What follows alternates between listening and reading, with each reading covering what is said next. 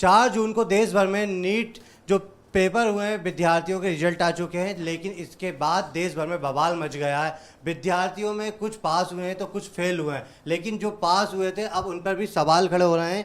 मध्य प्रदेश की राजधानी भोपाल में हम मौजूद हूँ। एक ये कोचिंग है जहाँ पर वापस जो विद्यार्थी थे जिनके नंबर कम आए थे लेकिन वो वापस पढ़ाई करने लगे। हम इनसे ही बात करते हैं। क्या नाम है बेटा आपका? सर मेरा नाम सुधांशी साहू है। अच्छा, आपने पेपर दिए थे नीट की? जी सर। अच्छा, कितने नंबर आए थे आपके? सर मेरे बहुत कम मार्क्स आए थे जो कि मेरे आने चाहिए। जैसे OMR शीट का जो रिजल्ट था उसके अकॉर्डिंग देखा जाए तो मेरे मार्क्स बहुत सही आ रहे थे, मैं पास कर सकती थी और मेरी बहुत अच्छी रैंक भी बन जाती। पर क्योंकि OMR शीट का गलत वो हुआ है, इस वजह से मेरे मार्क्स बहुत ही कम आ रहे हैं और जिस वजह से ना ही मेरी कोई रैंक आ पा रही है। और ग्रेस मार्क्स के बढ़ने के कारण जो रैंक्स बनी है वो तो और गलत आ रही हैं, क्योंकि मेरे साथ जो नाइंसाफ़ी हुई है वो मेरे साथ ही नहीं हुई बल्कि मेरे जैसे कई विद्यार्थियों के साथ भी हुई है। और जो ग्रेस मार्किंग की जो 720 वाले बच्चे हैं उनके साथ तो जो एक ही सेंटर से जो बच्चों को रैंक मिली है वो होना तो बहुत ही गलत बात है। और उनका आना तो इस तरीके से गलत है कि हमारी रैंक, जो बच्चे कामयाब थे उस रैंक के लिए, उनकी ना आके उन लोगों की आई है जो उसके लिए भी नहीं थे। अच्छा, कब से पढ़ाई कर रही थी आप नीट के लिए? जो सर ये मेरा सेकेंड ड्रॉप था। अच्छा जी सर। हाँ, तो परिवार में पापा क्या करते हैं, किस उम्मीद से आपको नीट की परीक्षा कर रहे हैं?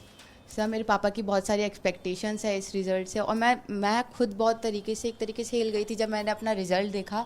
और साथ साथ में मेरे पापा को तो बहुत बुरा लगा कि मेरी इतनी अच्छी पढ़ाई होने के कारण भी मेरा रिज़ल्ट नहीं बन पाया, जिस वजह से मेरे पापा को बहुत बुरा लगा सर। अब क्या चाहती हैं?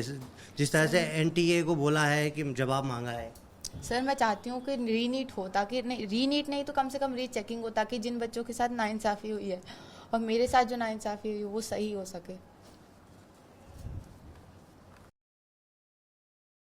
यूज़ भी नहीं हो तो हमारे साथ एक और विद्यार्थी मौजूद है, हम जिससे बात करते हैं जिन्होंने नीट की परीक्षा दी थी।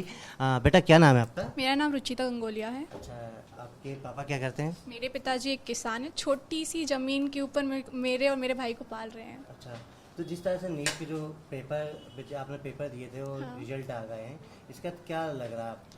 मैंने जब मेरा पेपर दिया मैंने, तो बहुत अच्छा पेपर गया था। मेरा वो था कि मैं पास हो जाऊंगी। मेरा बायोलॉजी इतना अच्छा गया था, फिजिक्स केमिस्ट्री मेरी थोड़ी है वीक लेकिन इतनी अच्छी गई थी कि मेरा सिलेक्शन हो जाता।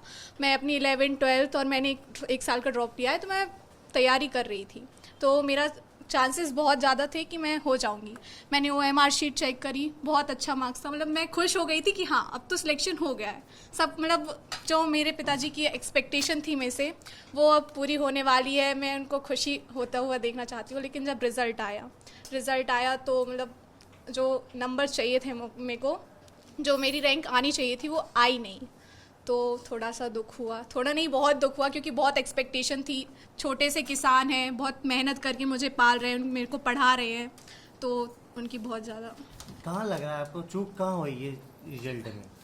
रिज़ल्ट में चूक तो बहुत जगह हुई है, क्योंकि 720 मार्क्स जो 67 बच्चों के आए हैं वो भी एक ही सेंटर से, वो बहुत बड़ी नाइंसाफ़ी है। फिर ग्रेस मार्क्स दिए वो भी क्लेट के उस पर दिए, तो वो भी थोड़ा वो वैसा हो गया। और फिर ग्रेस मार्क्स तो दिए ही दिए, बहुत से बच्चों के ऐसे भी मार्क्स आए, मेरे भी ऐसे मार्क्स आए कि मुझे कम मार्क्स दे दिए गए हैं। तो वो सब जगह थोड़ा। अच्छा, आपने वापस पढ़ाई स्टार्ट? हाँ मैंने वापस, अब क्या करेंगे, इसी के लिए पढ़ रहे हैं। करना तो MBBS ही है ना, तो इसलिए मेरे को पढ़ना तो पड़ेगा। घर में बात होती है? घर में बात होती है? हाँ होती है। क्या बोलते हैं?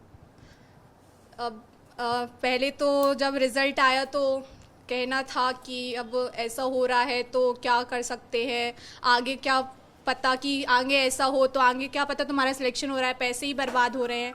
लेकिन जैसे तैसे करके सर से बात करवाई, सर से बात हुई घर वालों की, तो सर ने बनाया कि नहीं हम लोग कुछ करेंगे। तो ऐसे करके घर वाले भी थोड़ा माने। फिर मेरी अभी भी बात हो रही है, फिर भी अभी भी थोड़ी उन लोगों को परेशानी है, थोड़ी दिक्कत है कि क्या पता आगे जाके ऐसा होगा कि नहीं होगा, आगे जाके मेरी बच्ची पास हो जाएगी। वो मेहनत तो बहुत कर रही है, लेकिन क्या पता कि NTA का जो रिज़ल्ट आ रहा है उससे कि वो पास हो जाएगी कि नहीं हो जाएगी। कहाँ से आप? मैं नरसिंहपुर से हूँ। अच्छा, पापा का नाम? मेरे पिताजी का नाम टीकाराम गंगोलिया है। विद्यार्थी बेहद ही चिंतित हैं। पढ़ाई उन्होंने स्टार्ट भले ही कर दी हो फिर से, लेकिन अब हमारे साथ टीचर भी मौजूद हैं, हम इनसे ही सीधे बात करते हैं। अमित जी, विद्यार्थियों ने वापस नीट की परीक्षा स्टार्ट कर दी हो, लेकिन एक चिंता का विषय है कि जिस तरह से पेपर लीक हो रहा है और बवाल मच रहा है, इसको लेकर आप क्या मानते हैं? देखिए, वैसे तो ऐसा छोटी मोटी न्यूज़ तो कई बार सुनते रहते हैं, बट इस बार तो कुछ हद ही ज़्यादा पार हो गई है। कई सारे ऐसे सेंसिटिव मुद्दे सामने आए हैं कि जिनको इग्नोर करना चाहें तो भी नहीं कर पा रहे हैं। जैसे कि एक ही सेंटर से 6 बच्चे टॉप कर जाना और उन सारे के सारे बच्चों के फ़ोन नंबर बिल्कुल सीक्वेंस से होना।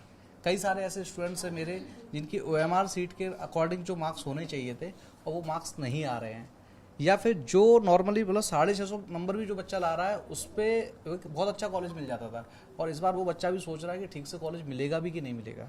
तो ऑफकोर्स कहीं ना कहीं कुछ ना कुछ फॉल्ट तो है जिसको NTA को चेक करना चाहिए। और मैं तो ये डिमांड करता हूँ कि ऐसे बच्चे बेचारे खेती बेच के आते हैं, कई ऐसे बच्चे जिनकी माँ ने अपने जेवर गिरवी रखे हैं तब वो यहाँ तैयारी कर रहे हैं, तो उनको न्याय मिलना चाहिए। या तो फिर से ये एग्ज़ाम हो, नहीं तो एटलीस्ट रीचेकिंग होनी चाहिए। इतनी तो मैं आपसे बहुत ही स्ट्रिक्टली बोलना चाहता हूँ कि गवर्नमेंट को भी सोचना चाहिए और NTA वालों को इस पर अपनी गलती मानना चाहिए, क्योंकि पूरे देश में विरोध यूं ही नहीं हो रहा है, कुछ तो हुआ है। क्या हुआ था और क्या हो गया? क्या होना था और क्या हो गया? होना ये था कि जो बच्चों की रैंक आई है उस रैंक में उन्होंने ग्रेस मार्क्स दिए हैं।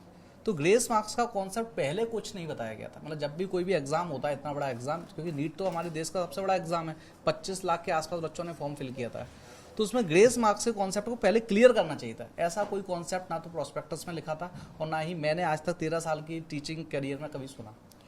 उन्होंने अचानक से जिन बच्चों ने 1563 बच्चों ने हाई कोर्ट में रिट पिटीशन दायर की, उनको मार्क्स दे दिए। अब उन बच्चों का क्या कसूर जिनको रिट पिटीशन दायर करना नहीं आता था या जिनके पास लीगल एडवाइजर नहीं थे?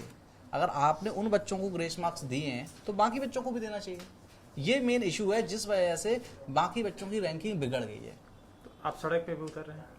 सड़क पर इसलिए उतरना पड़ रहा है मजबूर होके, क्योंकि जो ऐसे लायक बच्चे हैं जिनकी रैंक बहुत अच्छी हो सकती थी, जो आज एक गवर्नमेंट मेडिकल कॉलेज में जा रहा है वो एम्स में जा सकता था, जो प्राइवेट मेडिकल कॉलेज में जा रहा है वो गवर्नमेंट मेडिकल कॉलेज में जाता, और जो बच्चा फिर से तैयारी कर रहा था वो भी किसी ना किसी मेडिकल कॉलेज में MBBS की सीट ले सकता था। उन सबको न्याय मिल सके, क्योंकि आए दिन कई सारे पेरेंट्स, कई सारे बच्चे हमसे लगातार मिलते हैं, बोलते हैं कि सर आपकी नीट का इंस्टीट्यूट है, बच्चे ने तैयारी करी, तो आप ही लोग इस पर आवाज़ उठा सकते हैं। बच्चा अकेला कुछ कर नहीं सकता क्योंकि उसके पास प्लेटफॉर्म नहीं है। पेरेंट्स इसलिए अकेले कुछ नहीं कर सकते क्योंकि वो उनके पास एक सिंगल चाइल्ड होता है। टीचर ही एक जरिया होते हैं जो सारे बच्चों की आवाज़ को उठा सकते हैं, और लगता है कि ये तो मेरा मतलब मोरल रिस्पॉन्सिबिलिटी है, क्योंकि मैं जिस चीज़ का टीचर हूँ उस चीज़ के बच्चों का ख्याल रखना, ना कि ये देखना कि सिर्फ मेरे इंस्टीट्यूट का है या किसी और इंस्टीट्यूट का है।